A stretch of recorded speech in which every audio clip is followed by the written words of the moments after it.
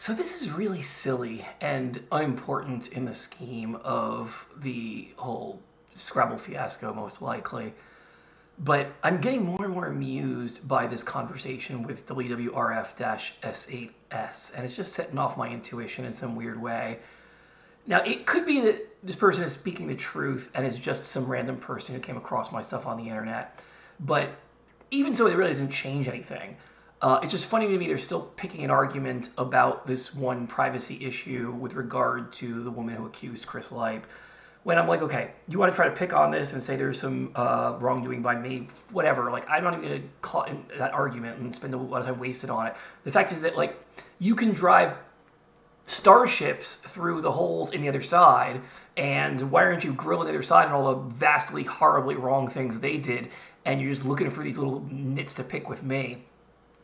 But there's part of me that actually suspects that this WRF-S8s account might actually be a burner account belonging to either Chris Lipe or Jennifer Lee Clinchy.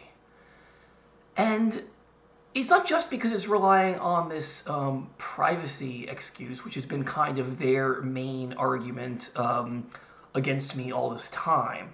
It's also because it's just the way it's worded in terms of trying to make this sort of black and white thing, like, do you agree with that or not? You have to answer all these particular questions, is actually very reminiscent to me of the first letter I got from Coco about the complaint. And it is linked in the conspiracy. I'll give a link to it here.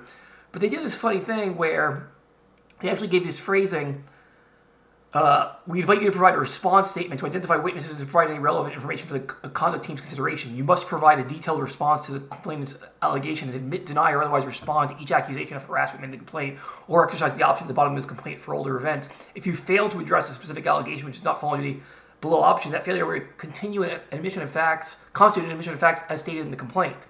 It's just this really weird control mechanism. Like, they're trying to force the exact form of my answer and put everything into these sort of black and white terms to get you to obey their fucking rules because they think that helps prove some guilt on my part and make me look like a more guilty party.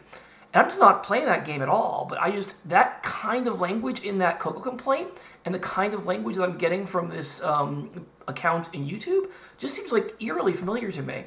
Again, I could be being paranoid, and it really doesn't matter if it is just some other random person, but oh my God, if Chris and or Jennifer, you keep on persisting on doing this kind of shit for years, and then at some point, like, you know, law enforcement actually seizes your computer and gets evidence doing some forensic analysis that you did create these burner accounts and actually do defamation of me through these burner accounts in addition to using stuff with your name on it, my God, you're just gonna fucking dig yourself in deeper. Are you really that fucking dumb?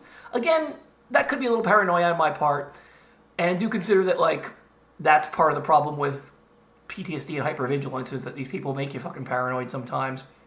But again, it really doesn't matter. Even if it is a random person, it doesn't change anything about what's important in this story. It's just a funny thing to me that I'm really feeling a little eerie about the wording of this. So anyway, let me know what you think.